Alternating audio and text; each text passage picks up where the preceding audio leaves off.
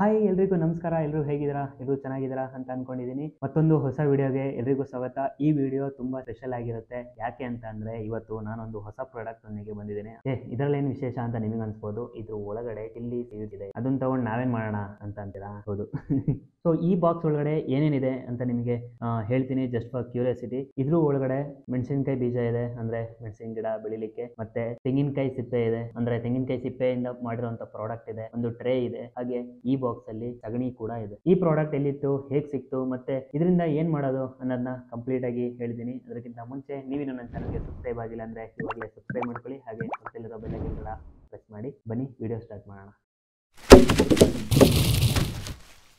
ಇದು ಆ್ಯಕ್ಚುಲಿ ನಿಮಗೆಲ್ಲ ಗೊತ್ತಿರೋ ಹಾಗೆ June 5 every year world environment day celebrate ಮಾಡ್ತಾರೆ. ಅದೇ ಥರ ನಮ್ಮ ಆಫೀಸಲ್ಲೂ ಕೂಡ ಒಂದು ಅವೇರ್ನೆಸ್ ಮೂಡಿಸ್ಬೇಕು ಅನ್ನೋ ಒಂದು ಇಂಟೆನ್ಷನ್ ಇಂದ ಎಲ್ಲ ಎಂಪ್ಲಾಯೀಸ್ಗಳಿಗೂ ಈ ಥರ ಒಂದು ಕಿಟ್ ಗಿಫ್ಟ್ ಮಾಡಿದ್ದಾರೆ. ಅದರಲ್ಲಿ ತುಂಬಾ ವೆರೈಟೀಸ್ ಇತ್ತು, ಬಟ್ ನಾನು ಇದನ್ನ ಚೂಸ್ ಮಾಡ್ಕೊಂಡೆ. ಯಾಕೆ ಅಂತ ಅಂದ್ರೆ ನಾನು ಅನ್ಕೊಂಡೆ ಫಸ್ಟ್ ಈ ಬಾಕ್ಸ್ ಫುಲ್ ಚಿಲ್ಲಿ ಸೀಡ್ಸ್ ಇದೆ, ಇಷ್ಟನ್ನ ತಗೊಂಡೋದ್ರೆ ನಾನು ಹೆಚ್ಚು ಕಮ್ಮಿ ಒಂದು 2 ಎಕರೆ ಹಾಕೋಬಹುದು ಅಂತ ನಾನು ಪ್ಲಾನ್ ಮಾಡ್ಕೊಂಡಿದ್ದೆ. ಬಟ್ ಅದನ್ನ ತೆಗೆದು ನೋಡಿದಾಗಲೇ ಗೊತ್ತಾಗಿದ್ದು ಅಲ್ಲಿ ಸೀಡ್ಸ್ ತುಂಬಾ ಕಮ್ಮಿ ಇದೆ. ಅದ್ ಬಿಟ್ಟು ನಾವೇ ಬೆಳಿಲಿಕ್ಕೆ ಏನೇನ್ ಪ್ರಾಡಕ್ಟ್ ಬೇಕೋ ಅದೆಲ್ಲ ಇದ್ರೊಳಗಡೆ ಇದೆ. ಈವನ್ ಒಳಗಡೆ ಮಣ್ಣು ಕೂಡ ಇದೆ. ಇದನ್ನ ಅನ್ಬಾಕ್ಸ್ ಮಾಡಿ ನಿಮಗೆ ತೋರಿಸ್ತೀನಿ ಇದ್ರೊಳಗಡೆ ಏನೆಲ್ಲ ಇದೆ ಅಂತ. ಫಸ್ಟ್ ಈ ಬಾಕ್ಸ್ ನ ಓಪನ್ ಮಾಡಿದ ತಕ್ಷಣ ನಿಮಗೆ ಫಸ್ಟ್ ಸಿಗೋದು ಮ್ಯಾನ್ಯುವಲ್ ಪ್ಲಸ್ ಇದು ಚಿಲ್ಲಿ ಸೀಡ್ಸ್, ಅಂದ್ರೆ ಮೆಣಸಿನಕಾಯಿ ಬೀಜ. ಇದರಲ್ಲಿ ನಿಮಗೆ ಒಂದ್ ಸೈಡು ಈ ಮೆಣಸಿನಕಾಯಿಂದ ಏನೆಲ್ಲ ಬೆನಿಫಿಟ್ ಇದೆ ಅದನ್ನ ಮೆನ್ಷನ್ ಮಾಡಿದ್ದಾರೆ. ಅಂಡ್ ಒಳಗಡೆ ಓಪನ್ ಮಾಡಿದ್ರೆ ನಿಮಗೆ ಪಾಯಿಂಟ್ ವೈಸ್ ಇದನ್ನ ಯಾವ ತರ ಬೆಳಿಬೇಕು ಅನ್ನೋದನ್ನ ಕೊಟ್ಟಿದ್ದಾರೆ. ಇದನ್ನ ಸೈಡಲ್ಲಿ ಇಡಿ. ಮೇನ್ ಇಂಪಾರ್ಟೆಂಟ್ ಏನು ಅಂತ ಅಂದ್ರೆ, ನಾವು ಯೂಶಲಿ ಬೆಳಿಲಿಕ್ಕೆ ಪ್ಲಾಸ್ಟಿಕ್ ಪಾಟ್ ಇಲ್ಲ ಮಣ್ಣಿನ ಪಾಟ್ ಎಲ್ಲ ಯೂಸ್ ಮಾಡ್ತೀವಲ್ಲ, ಇವರು ನ್ಯಾಚುರಲ್ ಆಗಿ ಬೆಳಿಬೇಕು ಅಂತ ತೆಂಗಿನಕಾಯಿ ಸಿಪ್ಪೆಲ್ ಮಾಡಿರುವಂತ ಒಂದು ಪಾಟ್ ಕೊಟ್ಟಿದ್ದಾರೆ. ಇದಕ್ಕೊಂದು ಕ್ಯಾಪ್ ಕೂಡ ಕೊಟ್ಟಿದ್ದಾರೆ. ಇದು ಏನಕ್ಕೆ ಕೊಟ್ಟಿದ್ದಾರೆ ಕ್ಯಾಪ್ ಅನ್ನೋದನ್ನು ಕೂಡ ನಿಮ್ಗೆ ಹೇಳ್ತೀನಿ. ಆಮೇಲೆ ಇದು ಕೂಡ mix of 100% organic manner and red soil. ಇದು ಮಣ್ಣು ಕೊಟ್ಟಿದ್ದಾರೆ. ಅಂಡ್ ನಿಮ್ಗೆ ಹೇಳ್ದಂಗೆ ಸಗಣಿ ಯಾವ ತರ ಕೊಟ್ಟಿದ್ದಾರೆ ನೋಡಿ, ಒಳ್ಳೆ ಬಿಸ್ಕೆಟ್ ಇದ್ದಂಗೆ ಇದೆ ಇದು.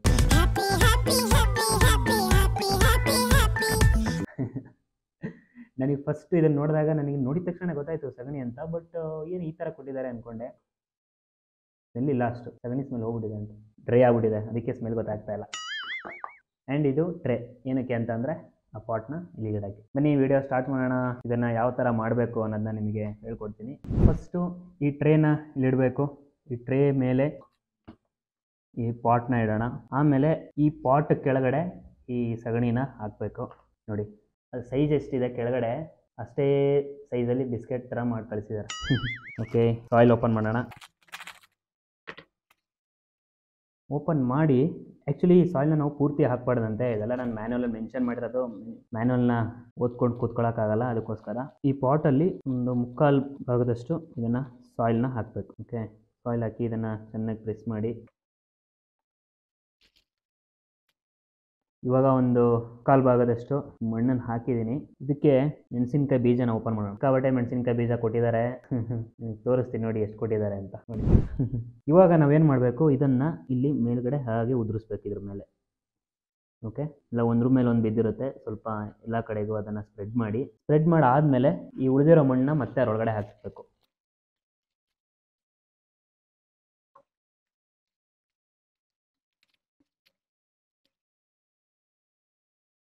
ಇಲ್ಲಿ ಜಾಸ್ತಿ ಇದನ್ನ ಪ್ರೆಸ್ ಮಾಡಬಾರ್ದು ಯೂಶಲಿ ಮಣ್ಣನ್ನ, ಅಂದ್ರೆ ಏನಾಗಲ್ಲ, ಬಟ್ ನಿಮಗೆ ಅದು ಗಿಡ ಮೇಲ್ ಬರೋಕ್ಕೆ ಸ್ವಲ್ಪ ಟೈಮ್ ತಗೊಳುತ್ತೆ ಅಷ್ಟೇ ನೀವು ಜಾಸ್ತಿ ಪ್ರೆಸ್ ಮಾಡಿದ್ರೆ. ಇದೇನು ನಾರ್ಮಲ್ ಹೊರಗಡೆ ಮಣ್ಣು ಥರ ಏನು ತುಂಬಾ ಗಟ್ಟಿ ಏನಿಲ್ಲ, ಹಾಗಾಗಿ ಏನು ಪ್ರಾಬ್ಲಮ್ ಇಲ್ಲ. ಮತ್ತೆ ಇವಾಗ ಇದಕ್ಕೆ ನೀರು ಇವಾಗಲೇ ಹಾಕಬಾರ್ದು, ಯಾಕೆಂದ್ರೆ ಇದು ಆಲ್ರೆಡಿ ಮಣ್ಣು ನೀರಿನ ಅಂಶ ಈ ಮಣ್ಣಲ್ಲಿ ಇದೆ, ಹಾಗಾಗಿ ನೀರು ಹಾಕೋದೇನು ಬೇಡ. ಅಲ್ಲಿ ಮ್ಯಾನ್ಯುವಲ್ ಏನಂತ ಮೆನ್ಷನ್ ಮಾಡಿದ್ದಾರೆ ಅಂದ್ರೆ ಒಂದು 5-6 ದಿನ ಆದ್ಮೇಲೆ ಲೈಟ್ ಆಗಿ ನೀರನ್ನ ಸ್ಪ್ರೇ ಮಾಡಕ್ಕೆ ಹೇಳಿದ್ದಾರೆ. ಓಕೆ, ಇದನ್ನ ಈ ತರ ಮುಚ್ಚೋಣ. ಓಕೆ, ಇವಾಗ ರೆಡಿ ಆಗಿದೆ.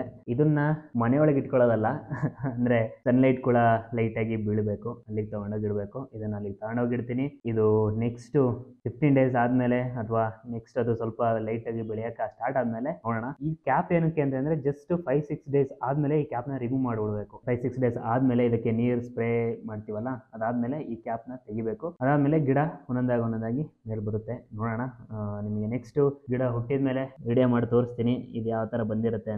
ಸೊ ನಿಮ್ಗೆಲ್ಲರಿಗೂ ಈ ವಿಡಿಯೋ ಇಷ್ಟ ಆಗಿದೆ ಅಂತ ಅನ್ಕೋತೀನಿ. ಮುಂದಿನ ವಿಡಿಯೋದಲ್ಲಿ ಮತ್ತೆ ಸಿಗೋಣ. ಅಲ್ಲಿವರೆಗೂ ಕಾಯ್ತಾ ಇರಿ. ಹಾಗೆ ನೀವೇನು ನನ್ನ ಚಾನಲ್ಗೆ ಸಬ್ಸ್ಕ್ರೈಬ್ ಆಗಿಲ್ಲ ಅಂದ್ರೆ ದಯವಿಟ್ಟು ಇವಾಗಲೇ ಸಬ್ಸ್ಕ್ರೈಬ್ ಮಾಡ್ಕೊಳ್ಳಿ, ಹಾಗೆ ಪಕ್ಕದಲ್ಲಿರೋ ಬೆಲ್ ಐಕಾನ್ ಕೂಡ ಪ್ರೆಸ್ ಮಾಡಿ. ಮುಂದಿನ ವಿಡಿಯೋದಲ್ಲಿ ಮತ್ತೆ ಸಿಗೋಣ. ನಮಸ್ಕಾರ.